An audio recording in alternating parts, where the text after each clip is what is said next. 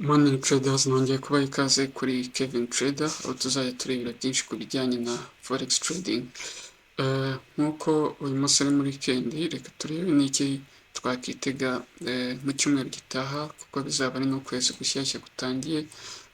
Turebe n'iki twakitega kuri gold, EU na GU. Duhereye kuri gold, iyi ni monthly time frame.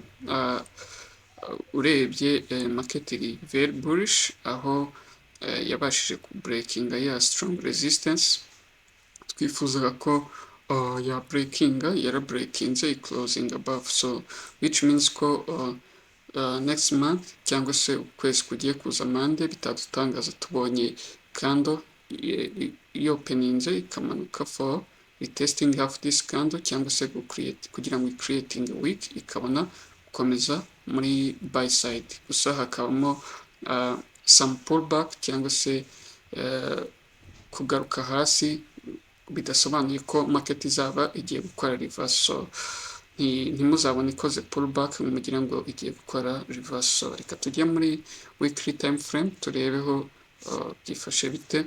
Muri weekly time frame mubirebye, gold iri very bullish, aho iyi candle ya closinze iri bullish, which means ko ukwezi icyumweru gitaha market ishobora kumanuka iga creating a week, yamara creating a week ikabona gukomeza hejuru. So urabona ko yana closinze above, ya closinze above this resistance yari strong, yari yananiwe kuza ku breakinga since last week.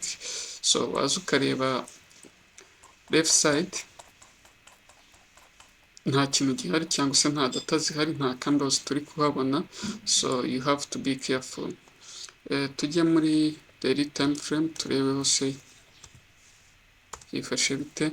Muri daily time frame turebye market naho iri bullish, cyangwa se gold iri bullish, ariko waza ukareba candle ya Friday ya closinze iri hammer, cyangwa se ifite small body na long wick. So some traders cyangwa se abagitangira bashobora kuba confused bakavuga ngo market igiye gukora reverse, but this is not reverse. So hari high chance ko yaza igakora correction ikabona reka mbibereke, hari high chance ko yamanuka igakora reverse correction, kazi gatestinga ino resistance yacu ikabona gukomeza hejuru. So next week icyo twakitegura ni some correction kugira ngo tubone also our entry. So be careful taking utekereza ko market igiye gukora reversal, buri gihe ujye ukurikira trend yawe, nibyo bizajya bigufasha. So reka tujye muri 4 hours turebeho byifashe bite.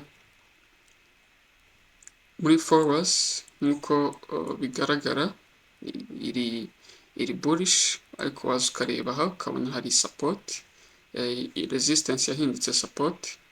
Dushobora ku expectinga ko market ishobora kuza igakora pullback cyangwa se some correction ikaba rejected ikabona gukomeza hejuru tugatekitinga ino highs. Gusa mwibuke ko turebye muri weekly time frame, monthly time frame, daily time frame, there is no highs created, means ko iyi highs ariyo yabaye created. So you have to wait some pullback kubasha gutradinga breakout yiyi biri very risk, kuko nta yindi highs dufite, nta yindi target dufite twavuga ngo take profit yacu ni iyi ngiyi. So you have to be careful. Waza ukareba ngaho ukabona ko hari indi support yabaye broken.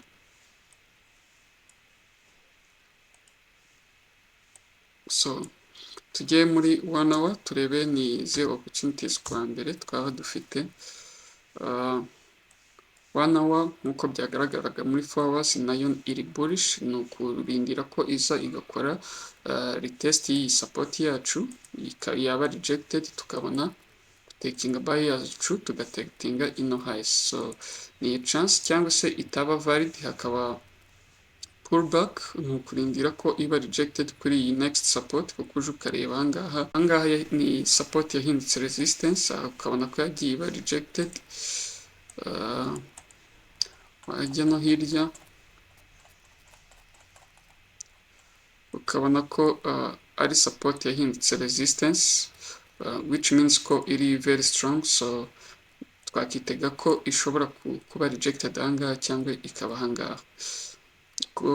Kuri 30 minutes ni kumva nta big difference na 1 hour, still urabona ko iyi kiri strong resistance, so ni ukurindira ko iba rejected, ni ukurindira ko mande yaba rejected kuri iyi support yacu cyangwa se ikaba rejected yacu kuri iyi ngiyi, ugatagitinga ino highs. To be honest, abashaka trading breakout y'iyi resistance yacu biri very hard, kuko uje ukareba left side nta kintu gihari, means ko take profit yacu byaba bigoranye, cyangwa gutagitinga take profit yacu byaba bigoranye, keretse ukora scalping byo birashoboka iramutse breakings above, breaking above this resistance, igakora retest, ukabona gukomeza hejuru, ugatagitinga 30 pips 40 pips zirahagije. Naho kuyitekinga wizeye ngo this zone biragoye, kuko nta zone ihari twatagitinga, so you have to be careful. Gusa better option ni uko yaza igakora rejection kuri iyi support yacu cyangwa se iyi ngiyi, ukabona kujya for buy ugatagitinga ino hasi. Ndikumva gold mande ari ibyo twakitega. Reka tujye kuri EU turebe seho byifashe bite. EU turebye kuri izi current candles turabona ko iri bearish cyangwa se iri muri downtrend, gusa last month cyangwa January ya closinze ari indecision candle, yerekana ko nta direction cyangwa se nta information nyinshi duhereza, ariko waza ukareba ahangaha ukabona ko ya closinze below y'iyi resistance y'iyi support yacu yahindutse resistance, closing below, so means ko next candle ishobora kuza igaflipping up, igafiringa ino week yacu, ikabona gukomeza hasi, iza gutestinga ino support yacu.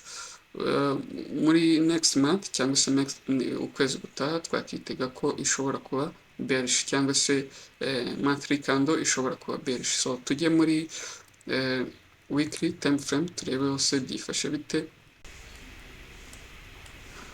Muri weekly time frame murabibona ko market yacu iri muri downtrend, uje ukareba kuri side iri muri downtrend, so yabaye broken iyi resistance yacu, cyangwa se yabaye iyi support yacu yabaye broken, ihinduka resistance, ibana retested, imanuka muri downtrend. So iyi pullback cyangwa se iyi correction yabayeho ariyo January yahise iza closinga ari bearish, so means ko niramuka breakings no support yacu ishobora kuza kumanuka gukora retest, niramuka breakings no resistance yacu ishobora kuza gukora retest iyi support yacu.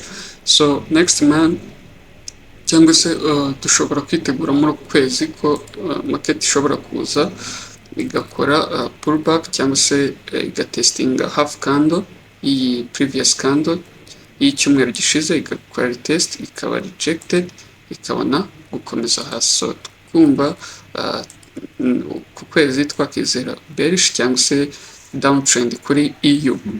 Reka tujye muri daily time frame turebe hose byifashe bite. Urebye EU muri daily time frame iri bearish cyangwa se iri muri downtrend, aho yakoze some correction. EU uyirebye iri muri downtrend, aho yageze kuri support igakora some correction ikongera ikamanuka, so hari high chance ko ishobora ku breakinga ino support yacu igakora retest ikabona gukomeza hasi. So kuri daily time frame twakizera ko EU ari bearish, ishobora kuza igatestinga ino support yacu cyangwa se kano ka minor, ishobora kuza igatestinga kano ka minor resistance ikabona gukomeza hasi. So uje ukareba kari very strong, kabenda ishyireho line nini,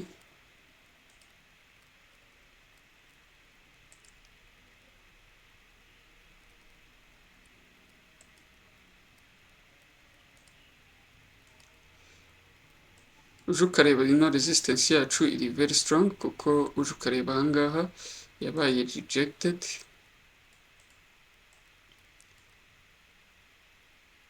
iba rejected, n'aha iba rejected,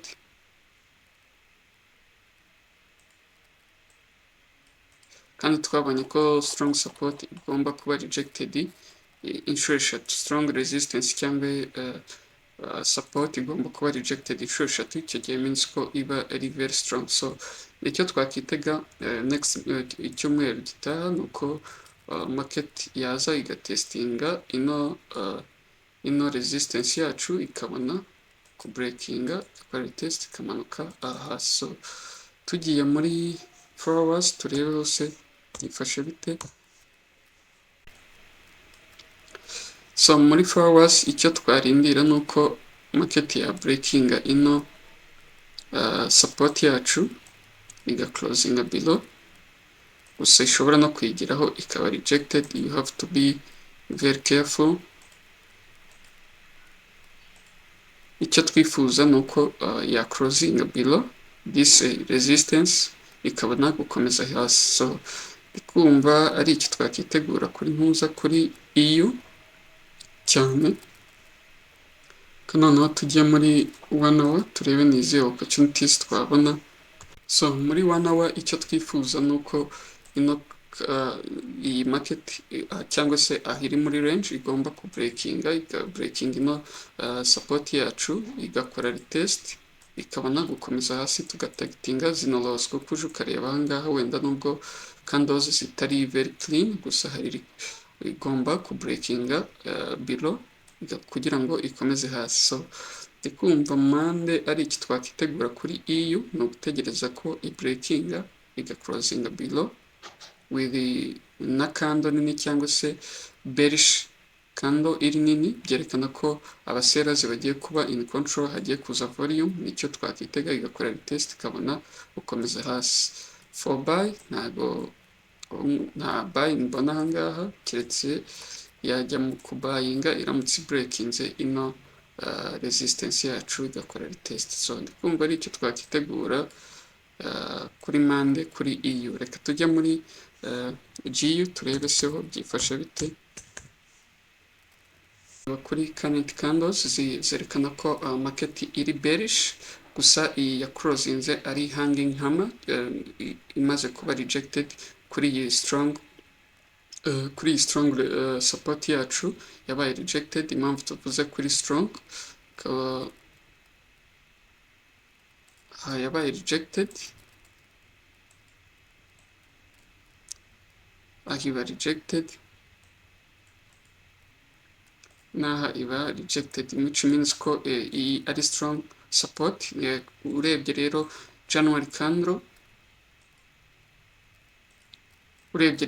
January candle yari testinze ino strong support yacu irangije iba rejected closing nka bearish closing iri hanging hammer. So means ko next candle dushobora kwitegura ko ishobora ku flippinga down igakora retest cyangwa se ikaza ije gufiringa ino igakomeza muri downtrend ije gufiringa ino week yacu. So reka turebe muri weekly time frame turebe ho byifashe bite. So uje ukareba muri weekly time frame irerekana ko ari bearish nayo, means ko nayo yari testinze ino strong resistance yacu ikaba rejected. So means ko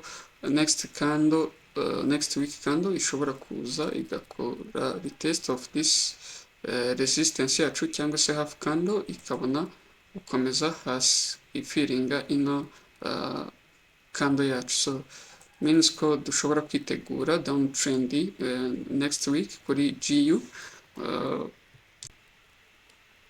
Tugiye muri daily time frame nanone byerekana ko yabaye rejected kuri iyi strong resistance yacu ikaba ari na downtrend, means ko naha kabe ino support ishobora kuba rejected ikagaruka kuri iyi resistance yacu igakora nk'ikintu kimwe igaclosinga below this support ikabona gukomeza hasi. Kuri GU kuri daily time frame yerekana ko iri bearish downtrend, so you have to go with trend. So reka turebe muri 4 hours turebe ni ho byifashe bite.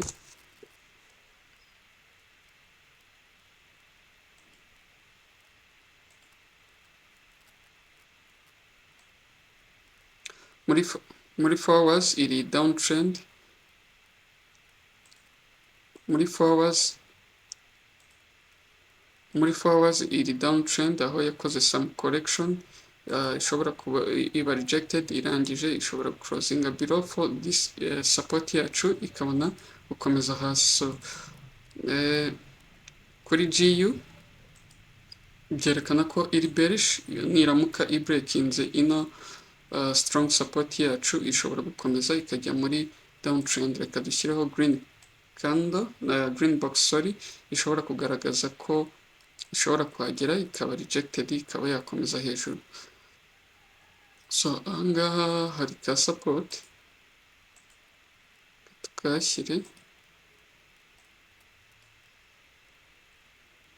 tujye muri 1 hour turebe hose byifashe bite.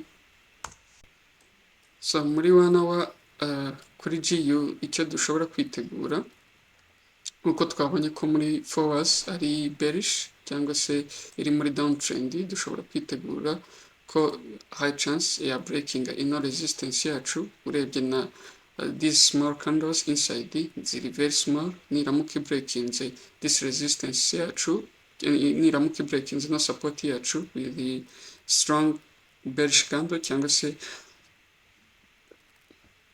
bearish candle nini igacrosinga below ikaza for retest, wa taking a trade yawe ugatagatinga zino lows cyangwa se ino support yacu. So cyangwa se itabasha kubreakinga ino resistance ino support yacu, ukarindira ko izi gakora retest y'iyi support yacu ikaba rejected ikabona gukomeza hasi, ikakora nk'ikintu kimeze gutya ikaza up, ikaba rejected igakora retest ikabona gukomeza hasi. Kumva kuri GU ari ibyo twakitegura. Itamuramutse ikoze watagatinga iyi, iramutse closing above iyi ubwo market yabihinduye direction, yabigiye muri uptrend. Iramutse closing above iyi ikanakora retest ubwo yabigiye muri uptrend. So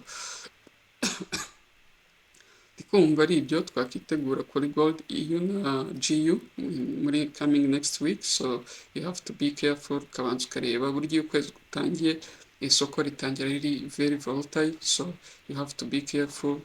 Banza urindire kuwa mbere, nkuko mubizi naho isoko ntiriba rimeze neza, kuwa kabiri byibuze niho twabasha kubona good direction isoko. So you have to be careful.